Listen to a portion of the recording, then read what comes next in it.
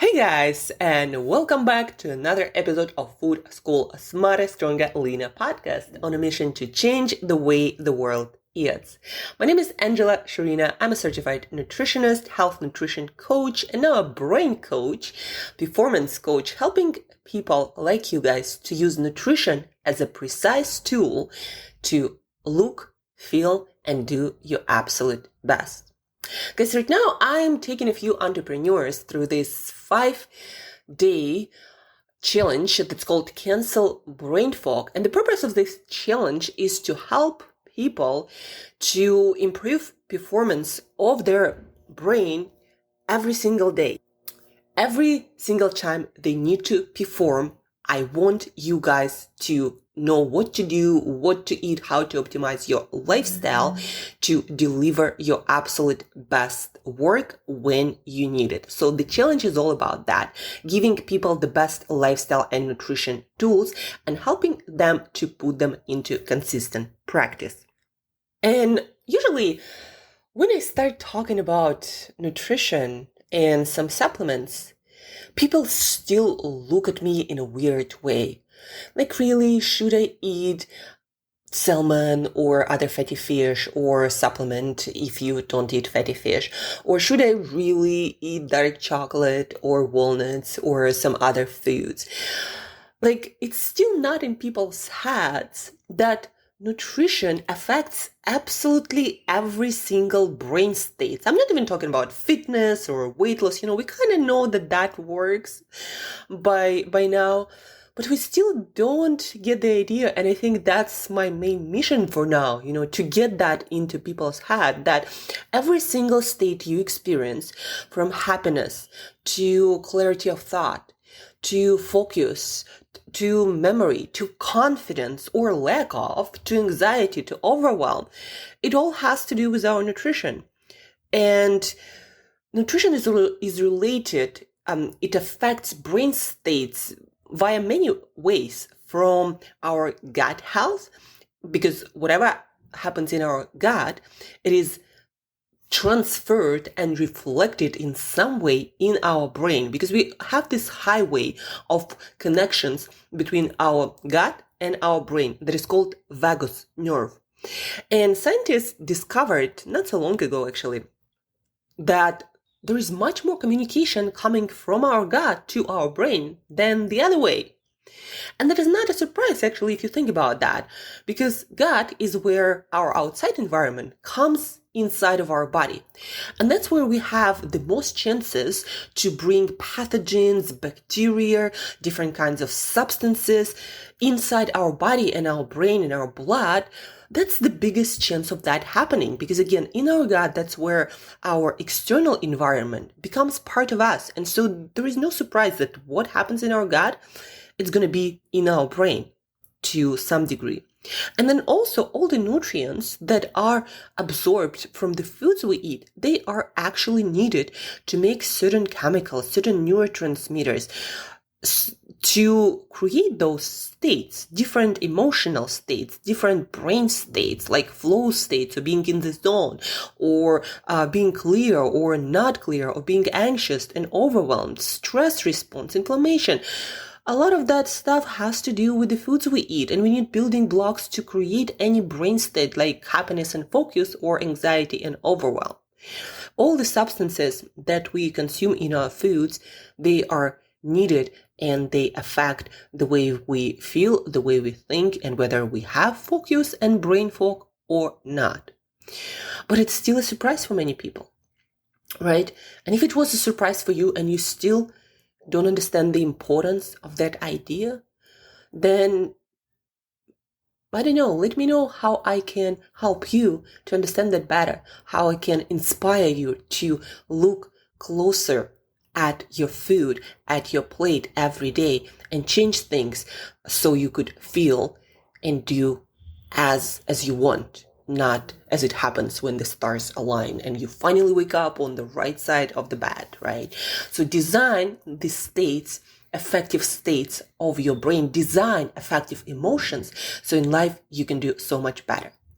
But besides that, guys, let's get to some practical stuff. So what do I actually recommend to those entrepreneurs I'm taking through 5-day cancel brain fog challenge to eat and not eat so they have much better chance to stay in focused state without brain fog?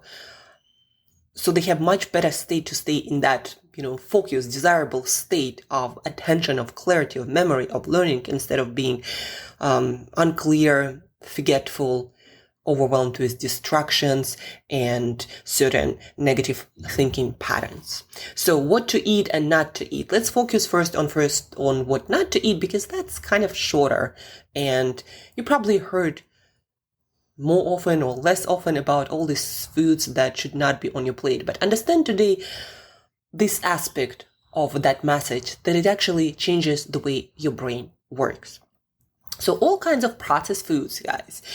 And it has to do with the ingredients in those packaged foods. It has to do with certain oils and fats and other substances that were changed in a way that negatively affect our gut and our brain, creating more inflammation, creating more of a foggy feeling via changing neurotransmitters in our brain, not allowing our brain to create neurotransmitters that we need for focus, for alertness in the most effective way, right? So it's kind of complicated in the sense that there is so much processed food, and I wouldn't be able to list all the ingredients. But understand this, guys.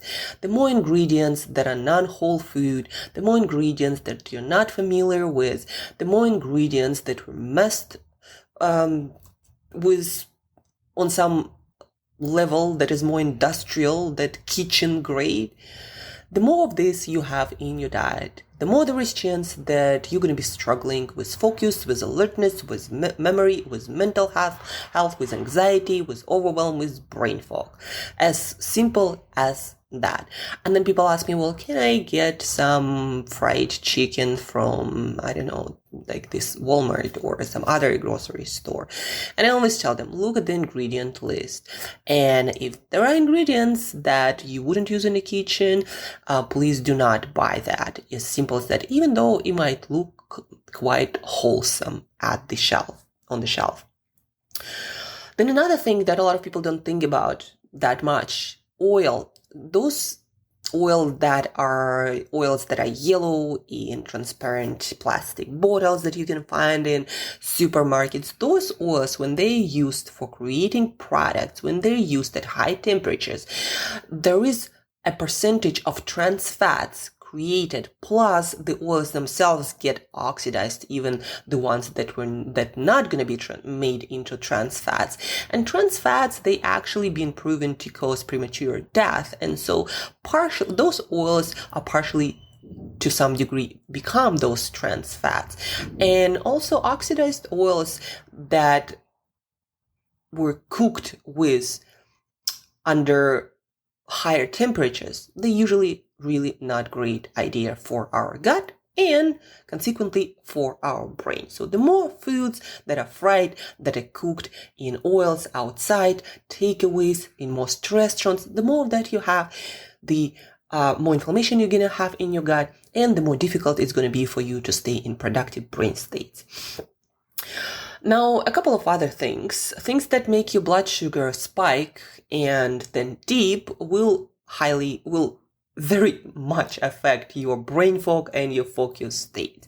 And here, of course, the biggest thing is processed carbohydrates and added sugars. The more carbohydrates and sugars come into your food in the form of white flour, any sorts of flour really, except for nuts and seeds, because that is not carbohydrate-based flour. The more floury things you have, be that whole grain flour or not, the more white flour you have, the more sugar added, natural or not, cane or coconut, or in the form of honey and agave, it's still sugar without fiber. The more of that you have in your diet, the more your blood sugar is going to fluctuate, and a little bit less likely you're going to be in focused, productive brain states, right? For different people, the amount if you decide to include those sugars, the amount that's not going to affect your brain state that much going to be different. The more active you are, the more usually carbohydrates and sugars you can tolerate. But as a rule of thumb, avoid them as much as possible and eat your carbohydrates in the form of whole foods that come with fiber, with water, and a lot of other beneficial nutrients. And then the last but not least, foods you're sensitive to and allergic to. And it's kind of difficult to pinpoint because when you're just sensitive to food, it can make your brain foggy. Like for a lot of lactose sensitive people, they eat dairy products and it's not like they, feel really, really bad, but their brain state is affected. And how do you know that? How do I know, for example, that dairy yogurt works for me? When I eat dairy yogurt, after that, I usually eat it with some nuts, seeds, and some cacao powder. I feel like I'm the best motherfucker on earth. Like seriously, I eat it before my public speaking. I eat it before the most important presentations. I eat it as my superfood. It makes me feel so good and my brain is on fire. Like it literally, everything just flows so much faster and better.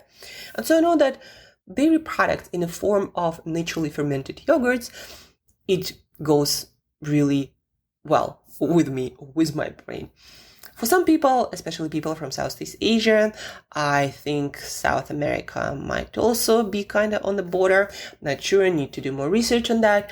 But for some people, dairy products are not that amazing. But then if you don't eat dairy products, like yogurts, for example, then you need to figure out where your calcium comes from because it's the most important electrolyte and most foods do not have quite a lot of calcium at all. To get my calcium, eat half a liter of yogurt. So most foods, even if on paper they have some calcium like spinach, they do not have quite enough to make your brain perform at its fullest capacity.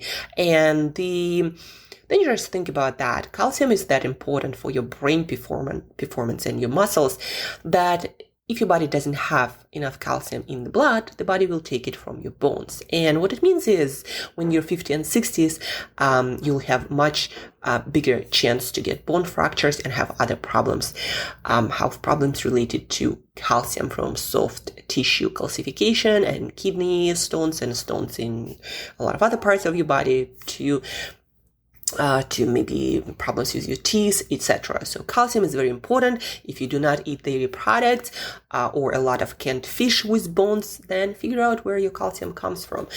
But besides calcium, we are now transitioning to foods that you need to have in your diet to make sure that you get as many brain nutrients as possible, especially nutrients that have been shown to play quite an important role in brain health and brain performance. First, I'm going to give you the guidelines real quick, and then I'm going to give you specific foods that I'm recommending to people on this 5-day cancel brain fog challenge. First, the foundational principles. Eat essential proteins. And in animal foods, proteins are more dense and they are complete proteins. So they are closer to human protein needs than any other plant foods, right? So proteins, breakfast, lunch, dinner, I recommend have your protein for breakfast, lunch, and dinner to hit all of your targets for optimal brain performance. Fats, very important for the brain. So this is number 2, fats. Specific fats from omega-3 fatty acid sources, especially fatty fish, or if you don't eat fatty fish, supplement with either fish oil or algae oil, seaweed oil.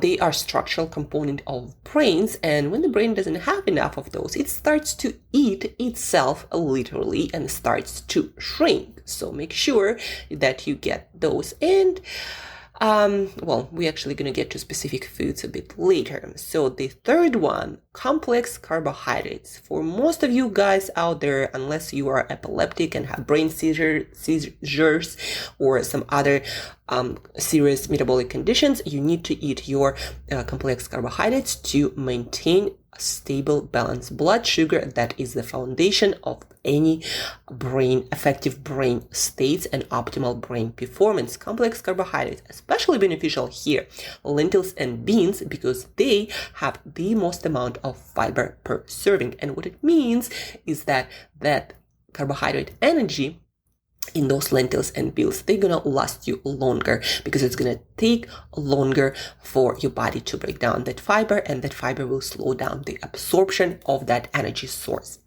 Complex carbs. Now we have a lot of fruit and veg, especially berries and especially green vegetables that have a lot of essential for our brain vitamins and minerals.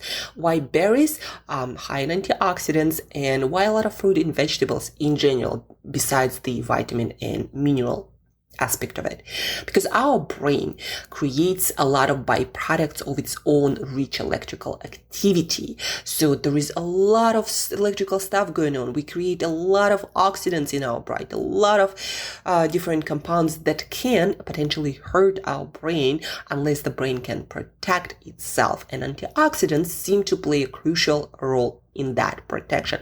Antioxidants that we get in foods. If you decide to go for some antioxidant supplement, it seems that they do not work just as well as foods do for one reason or the other. So it is recommended to eat a lot of antioxidant rich foods like fruit and vegetables, especially berries, especially green vegetables like spinach, kale, Swiss chard, broccoli, Brussels sprouts, asparagus. These are high in vitamins and minerals and antioxidants and water and fiber. Then we have foods that improve blood circulation to our brain, and one of the best foods is dark chocolate. And to get all the blood circulation enhancing benefits from your dark chocolate, plus chocolate is one of the richest sources of antioxidants. So to get all of the benefits, plus it has gut health benefits acting as prebiotic. To get all the benefits and mood boosting benefits also, guys, don't forget, so dark chocolate has a lot of goodness going for it. We need to eat 85% and higher percentage of cacao. Now let's transition to specific foods. So dark chocolate is one of those foods. It increases blood circulation to our brain. It has a lot of antioxidants. It has this molecule anandamide that is present in flow state, and it has phytochemicals that help to maintain that molecule for longer in our brain. So this bliss molecule, anandamide, present in flow states, seem to be beneficial for the most effective brain states. So chocolate is also good for that. And again, 85, 100%, 30 grams a day, probably better around your most productive time when you need the most brain power. Then, as I mentioned, lentils, beans, I recommend about a cup cooked per day. Vitamins, minerals, lots of fiber, very, very long lasting fuel for your brain. Don't forget to cook them properly, soaking them and using appropriate cooking time. It's very important if you want to digest your lentils and beans properly and not have problems with digestion. Yogurt, probiotics that seem to be very beneficial for brain performance, boosting things like dopamine and other important neurotransmitters that affect our brain performance in a positive way. Yogurt, not just for probiotics, also for calcium. As I already mentioned, calcium is one of the most important brain performance minerals, and so if you do not eat dairy yogurt specifically, you need to figure out where your calcium comes from, guys. Like, you really have to figure out. And spinach will not do that, nor will broccoli. You do not eat as much broccoli and spinach, and you do not have such a robust stomach to get all of that calcium, even if you do decide to eat kilogram of spinach per day. So make sure you get that calcium, because it will backfire, guys. The next one, I already mentioned that you need to eat a lot of vegetables, but specifically, I want you to focus on some leafy vegetables like spinach, Swiss chard, bok choy, and kale. They are rich in nutrients, and spinach specifically, I want you to pay attention to that green leaf, because it is rich in quite a lot of important for the brain and the whole body minerals like calcium, iron, magnesium. Spinach is probably one of the richest green leafy veg in all of the minerals.